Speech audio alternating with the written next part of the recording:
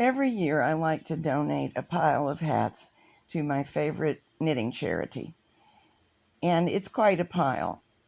This year the cat graciously agreed to pose with them so you'd get an idea of what it's like. The hats are all in the laundry basket, which you can hardly catch a glimpse of, and piled up high in it. Here they are once I put them in a bag. This kind of thing is tough to mail. So we have an idea.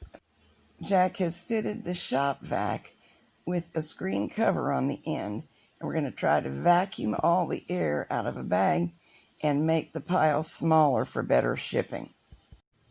There we go, and it did get a lot smaller. Unfortunately, we got our first bag all tied and taped up and discovered it had some air holes in it. So it started growing back out to its original size. On the second try, we tore the hole in the first bag bigger but didn't unpack it. That's so that the air could really evacuate. Then we put everything in a second bag and dropped it into, pressed it into a box that we hope it will all fit into eventually. We tied it off real quick, taped over the tie, and this time it did stay reduced. Turns out the box we had picked up really wasn't quite large enough, so Jack found one slightly larger, and that's a great fit.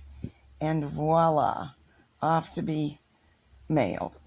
My hats are headed for the Country Knitting of Maine hat contest and charity. I like that one because it's run by the publisher of the magazine I write for, and because I know that the distribution is 100% volunteer. No hats go anywhere except to people who truly need them, handed off directly. There is no overhead. Hats of all sizes are welcome. They can be anything from very basic to very elaborate.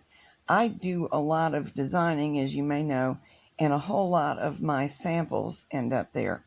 Practice pieces too. If it's a wearable hat, I send it along.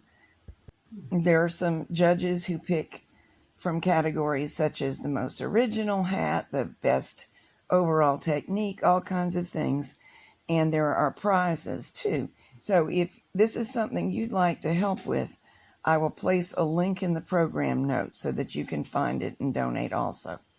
You can also find information on the Country Knitting of Maine website. The campaign is called Keeping Maine Warm.